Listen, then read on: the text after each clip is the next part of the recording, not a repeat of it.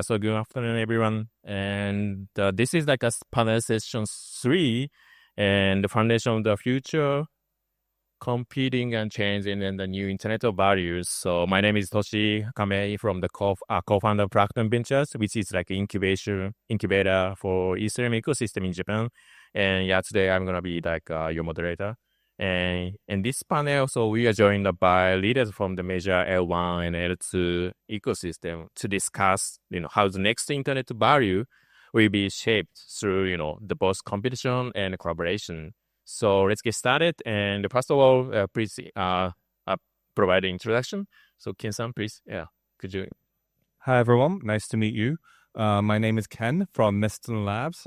For those of you that don't know, Miston is the original contributor to the Layer 1 blockchain, which is a very fast, scalable network. In addition to Sui, Miston also offers a full stack set of solutions, which includes decentralized storage, privacy solutions, as well as off-chain composition verification. Sui's been around for a couple of years, and since then it's achieved incredible growth. It's about the top 10 for market cap and TVL. So it's been doing relatively well. And then for me personally, I'm from here originally, but raised in UK. Prior to this, I was working in New York for around 10 years, working across the finance, tech, and the entertainment industries. Nice to meet you all. Cool. Okay, Hi, I'm Mason. I'm the head of ecosystem at the Abstract Foundation. Abstract's a layer 2 blockchain built on ETH, and it is a consumer-facing chain. So we launched earlier this year. I've seen a lot of traction from apps and games and different things like that. Cool. Hi, my name is John Cho. I am the VP of Partnerships at Kaya. Some of you may be aware of Kaya. We are a layer 1, and we're unique in the sense that we actually launched a mainnet late last August, and the mainnet was a result of a merge between two existing L1 ecosystems. So the Clayton ecosystem, which was a layer 1 founded by the Kakao Group, which, if you're not familiar with, runs Kakao Talk, which is a dominant messenger in South Korea, and Fincher, which was Line's layer 1 blockchain. And obviously, I'm assuming everyone here is familiar with Line. So, so we're unique in the sense that we were born of a merger between two ecosystems. And myself personally, I've been with the Greater Kaya team since 2018. So I was one of the earlier members to the team and have been building together on Kaya and with Kaya ever since. Okay, cool. Thank you for you guys. So the first of all, I'd like to ask you 2 questions. We got from the audience in Banabans. So the first one, how does your chain differentiate itself in today's highly competitive L1, L2 landscape? So do you have any idea? Or? Sure, I can go first, I guess. As you said, there's many layer 1s out there, but we differentiate ourselves in several ways. I think our biggest difference is the fact that we use something called an object-centric model. So what that means is every asset on Sui starts out as an object versus on other chains, it's generally account-based. And so when let's say, as an example, I want to send a USDC from myself to you. What that would entail is for us, it starts out with USDC being an object, and that changes ownership from myself to you. And so it's essentially a one-step process versus on an account-based model, it looks at a global ledger and it recognizes I have a USDC, and that account goes from 1 to 0. And then once that's been verified, your account would then show up as going from 0 to 1. And so it's a bit more of a sequential flow versus on Sui, it's really it's based on an object, and it's a one-step process. So what does that mean, right? So when we think about it, I think, for us, we can offer something that's like parallel execution. So multiple transactions that are not related to each other can happen at the same time. And so the outcome of this is the fact that we offer incredible speed with 300,000 transactions happening. It can happen in 1 second.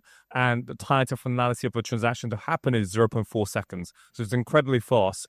In addition, we also offer incredible stable gas fees And also, the given clearly for us, it's a bit more one-step process.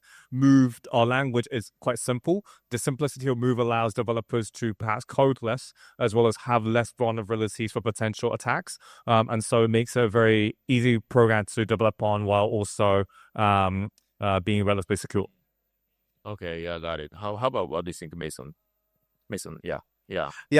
So our approach is much more consumer focused, where we are really redesigning the UI UX. So we have abstract chain itself, which is a centralized chain, and then we also have abstract portal, which is very similar to an app store. So any of the apps that are in there have been audited by auditors that we trust. Like we know that they're safe. We know that the UI UX is very well put together. So like we're really tackling it from a discoverability angle and giving people things to do when they come on chain. Okay, I just saw your dashboard. We can see like video streaming or something. What is it? Video streaming. Yeah, so we have the wallet. Yeah. Yeah, we're using smart accounts. So the abstract global wallet is like an app store streaming your wallet reward system, all kind of housed in one to just like you sign with an email too. No C phrases. Yeah, that's fine. Yeah. How about you, Jason? Joe? I mean, the short version would be probably like a combination of SUI and abstract. But I mean, having run a layer 1 mainnet since 2018, we've gone through various iterations of public-facing messaging. So at first, if you guys remember back in 2019, it was all about scalability, enterprise, and, people would talk about TPS, finality, and so on. But I think it's almost like become a meme, like, tech specs, because all the layer 1s and layer 2s out there perform to expectations, and there's a level of scalability already kind of like, built in, I think. So for us at Kaya, I think our uniqueness really stands in the more consumer kind of like, facing aspects, which is obviously the exclusive distribution channel that we have with Line Messenger. I think especially the last 12 or so months, there's been a massive focus among builders about user acquisition, go-to-market, and real revenue models, right? Like one super interesting, conversation I've had, which I always kind of like anecdote a lot, is this particular gentleman. He's like an OG Ethereum developer. He was one of the first people to build using Solidity. So we were talking about how, he wanted to onboard his project over to Kaya, and his very first comment to me was, "I don't care about grants. I don't want money. I want users." Yeah. And I think that's where we all are at this point in stage of the industry. Builders want users. So I think, our kind of like, differentiation, which kind of we like to highlight in having an exclusive distribution channel, MAU around 300 million, I think is definitely something that we take pride in and kind of like, put out there a lot. Okay, yeah, it's really helpful for us to understand you guys chain. And the second, we have another question. So the second, what do you see as the biggest challenge in achievement interoperability right now? What do you think? Huh? Yeah. So yeah, what do you see as the biggest challenges in achievement interoperability right now? Interoperability. Sorry, my pronunciation is not good. Yeah. I think the biggest challenge, and this is honestly a conversation I have with like a ton of builders, is from a builder's perspective, I completely understand wanting to be multi-chain and tapping into different liquidities. But from a chain perspective, I can't like spend resources to prop up somebody that's across multiple chains, because it just like the value add back to my chain, like it doesn't pay off as much, right? So like every chain wants native apps and really wants to sink money into native apps, but we're at this weird crossroads where it does make sense for a lot of apps to be multi-chain, but like they're not getting the same support that a native app would get. What do you think? Yeah. I think the fact that we're having this discussion about interoperability is a highlight of one of the issues, right? Like if I were to pay someone, right, in a regular fiat setting, I can use pay or Venmo. It doesn't talk about my Bank of America account going to a Chase account, SMBC account going to an MUFG account, right? No one cares about that, right? And that's all abstracted, right? And so I think the fact that we're still talking about interoperability of going from abstract to Kaya or Kaya to Sui is the highlight of one of the issues. And until that gets resolved, there's always going to be that allergic reaction from the users to actually onboard onto Web3. And so, yes, bridges are nice and other solutions are very good. But at the same time, we have to come to a point where it's a lot more seamless and allows users to actually make it so users don't really see it, And I think that's where we need to get to. We actually take a fairly open-minded approach to, multi-chain protocols and interoperability, because the thing is, you have to be very pragmatic in our industry. There are a lot of chains out there, a lot of protocols out there, but limited liquidity and limited number of users. And you have to accept the fact that users and liquidity will be fluid. So, a certain amount of liquidity may stay on a certain chain for a certain period of time. Once the yields are done, they'll move on. It's just the reality of our industry. So for us, we accept that, builders will need to build across multiple chains in order to have sustainable revenue streams. But we're a little bit more strategic about it. So, for example, if we have an agreement with a specific protocol, we may ask them to keep certain aspects of their service exclusive to Kaya, while we're open to multi-chain, other features being on multi-chain. But at the end of the day, again, we're very pragmatic. We've been around for a really long time. We understand users and liquidity will be fluid. So we are actually internally working really hard with partners like Tether to establish, really streamlined cross-chain experiences. Because right now, yes, there are a lot of bridges out there, but in reality, the UX UI is still completely shit. So what we're trying to do is we're looking to leverage our distribution channel as much as possible. In order to do that, we actually have to look beyond Kaya as well. So that's why we're very open to working with other layer 1s and layer 2s, especially chains that are region specific as well. Because at the end of the day, again, if your chain is just very open and well connected, all that liquidity and users will flow through. You don't want to remain a Galapagos Island, right? So that's kind of the approach that we're taking. Cool. Yeah, it's understand. Yeah, I got it. Also, I just make a mind to ask you guys about like how as a ecosystem, like we are player of the blockchain, and then how can we increase the number of the newcomer, like a new person who are interested in the crypto? Because WebX, this is like side of the WebX, right? And the WebX, we can see a lot of new audience, I think, because it's gonna be like 10K people, maybe around 10K, 15. But as a Fractal, we are incubator, and then we often support founders. But we need to also, you say, the liquidity and then market, right? So you guys like has a strong point about like a consumer, right? Like a gaming and so how do you think, as a ecosystem, how can we increase the number of the newcomer as a strategy? I guess I can look at it from maybe three different angles, various angles. Nice. From a user point of view, right? I think it's still a little hard for Web 2 users to adopt to Web 3, and so there's a bit more easy UI UX that everyone is building on. But we were building wallets that can be integrated with Web 2 style logins, such as Google, Facebook, and then also allow for gasless transactions, so that when you make an asset transfer, you don't necessarily have to have any Sui tokens. That way, it makes it a lot easier for the users to access it, right? But then there's also needs to be talks of perhaps, regulation, taxes, right? That maybe every jurisdiction is different, but when that's not necessarily aligned, that makes it slightly trickier. Every jurisdiction has its own KYC process for different taxes. With all due respect, Japan's taxes are about 55% compared to that of Hong Kong or Korea, that's 0% capital gains. And so that will make it difficult for certain jurisdictions to actually adopt to, or there's no incentive for people to onboard onto Web3, right? And then lastly, for the builders, I think there needs to be interesting use cases as well as perhaps monetary rewards to be able to build certain use cases. a lot of that kind of has been kind of taken away by AI to a certain extent.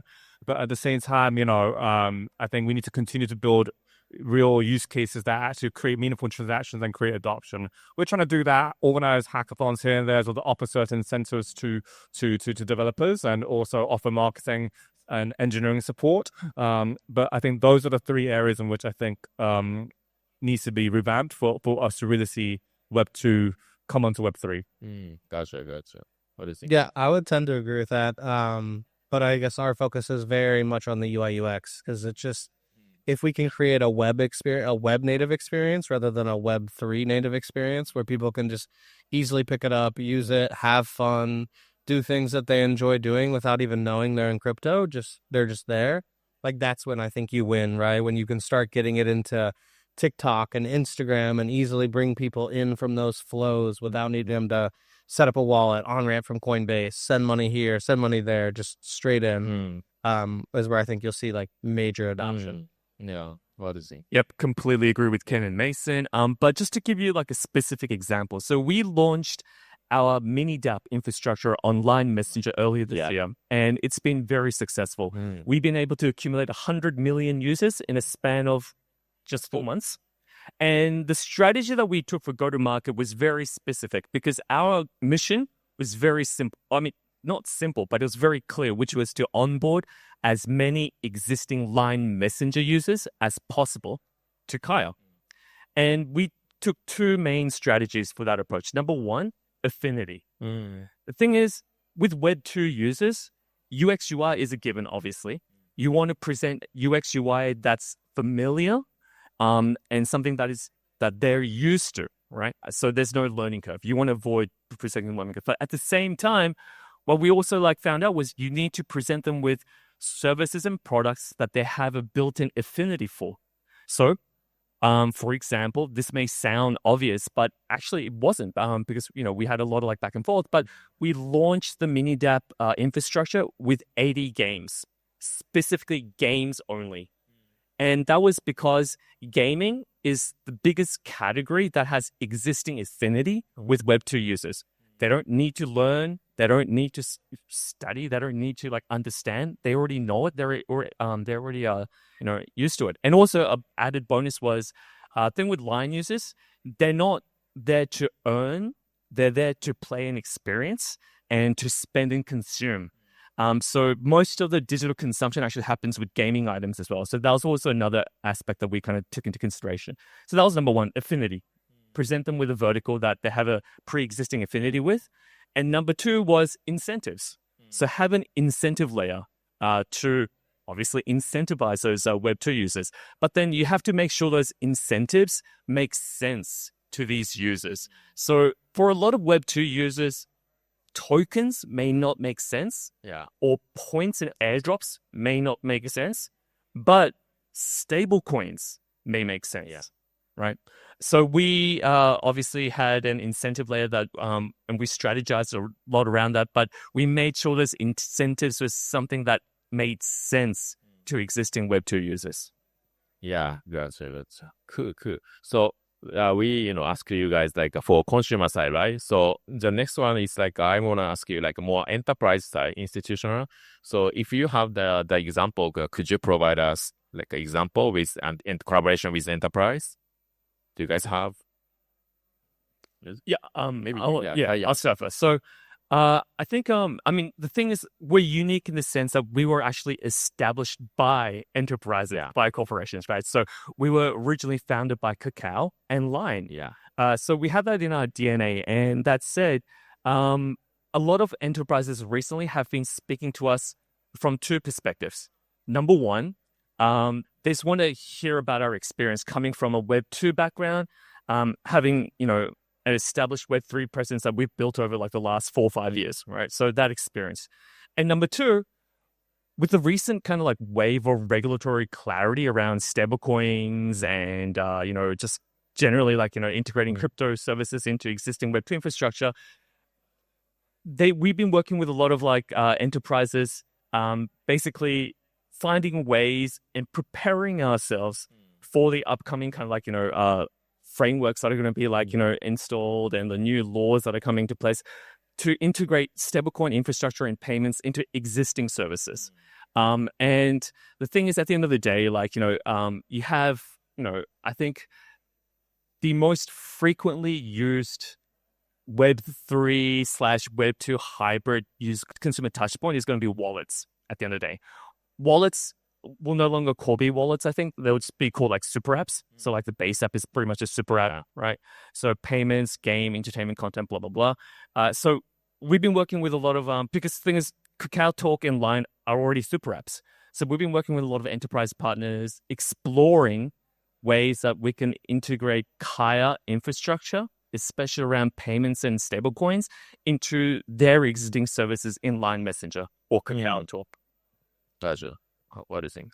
Yeah, I think from our perspective, it's all about user base. So the corporations and the bigger like people that I'm speaking to all want to reach Gen Z, people with discretionary spending, and then wallet abstraction. So they're easily able to bring in their users from Web2, no friction, sign in with Gmail, reach Gen Z audiences, and that's much more our focus in that sense. Sorry, the question was, how do I get enterprises on board, right? Yeah. Okay. This is a Also example of your ecosystem. Yeah. So this is more of a can answer rather than a C answer. But I'm more interested, and I think C's more interested in Web2 cases that happen to run on Web3, right? I don't think there's necessarily needs to be a Web3 just for the sake of crypto. I think certain things that make Web2 process more efficient then will naturally create more sustainable, long-term, and wider adoption among Web2 users, right?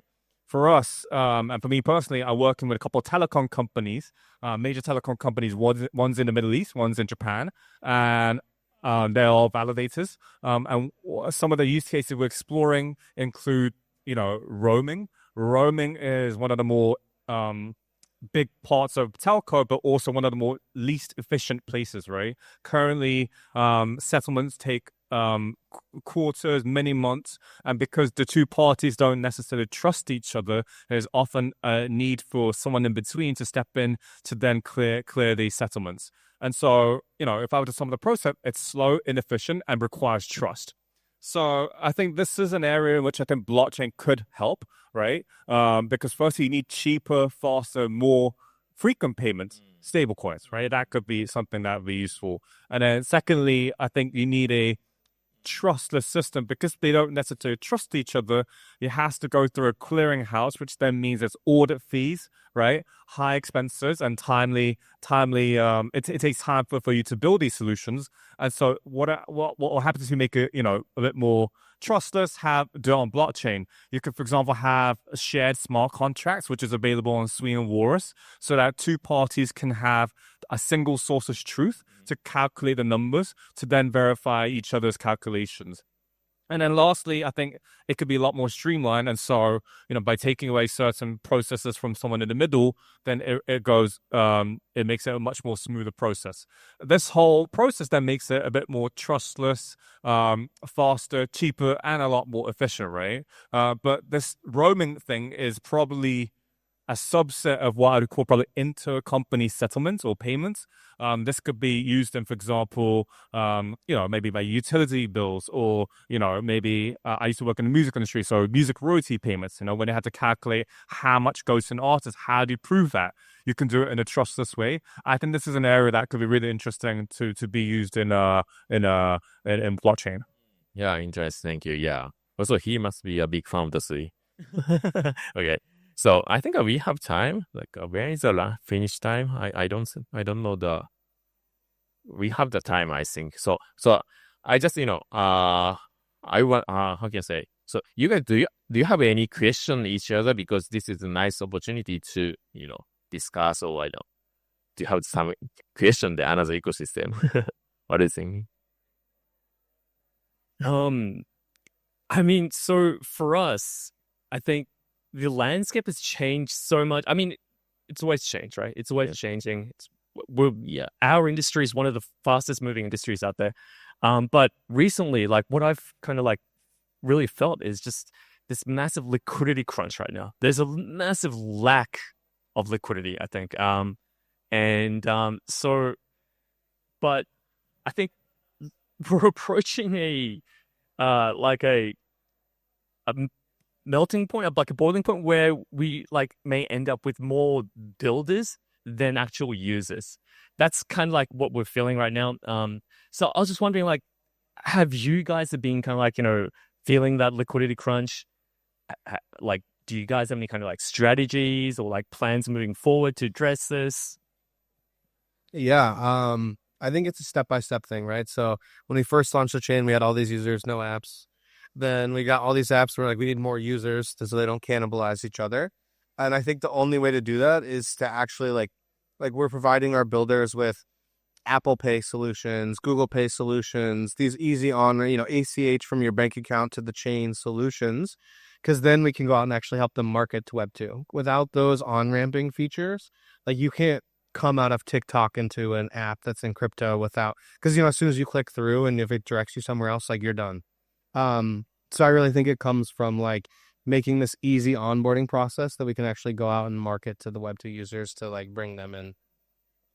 Yeah, and I would agree. I think easy UI UX is definitely something that needs to be happen. There's also other certain things that probably are a bit more difficult to control. Liquidity crunch probably partially associated with interest rates not necessarily coming down. Also, I think there just needs to be a bit more incentives for the developers. The right incentives for the developers, maybe not necessarily chasing for the quick, up in tokens, a bit more long-term thinking, as well as us, foundations or emperors investing in the right projects that actually lead to long-term success. For us, we're obviously very invested in gaming, which is clearly recession-proof and also very, very, has a big Web2 adoption. And so those are some of the areas in which we were trying to focus to get much bigger adoption. Yeah, I mean, just to kind of like share some of the long-term strategies that we have. I mean, I think, again, I myself personally am very pragmatic, and I'm an extreme realist, if you will. So I understand, like, so for me, I kind of like, have my, like, I manage my expectations when it comes to retail-driven liquidity. I don't think retail will be the core kind of like, source of liquidity moving forward. I think it'll be institutions. And so what we've been doing is we've been like preparing, I guess, like infrastructure to eventually onboard as much institutional liquidity as possible. And that is obviously going to happen via stablecoins. And so the thing is, like, each country will have eventually their own stablecoin, right? I think a lot of people kind of just assume USD pegged stablecoins will be the de facto, and I think it will be, but with like South Korea, Japan with JPYC, Indonesia with IDRX, Hong Kong with HKD, and so on. Even China are looking to launch their own stablecoin.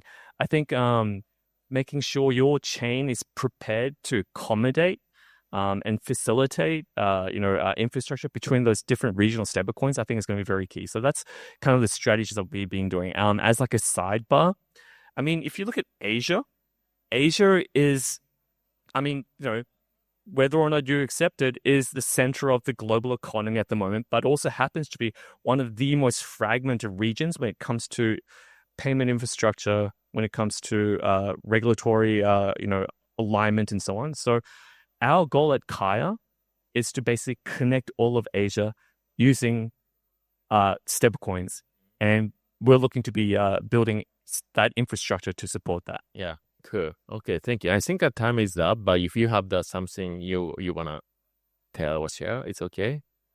Thanks for having me. Yeah, Thanks very much. okay. So this is the time up, and thank you for speaker to join, and also audience for joining us today. Okay, yeah, thank you.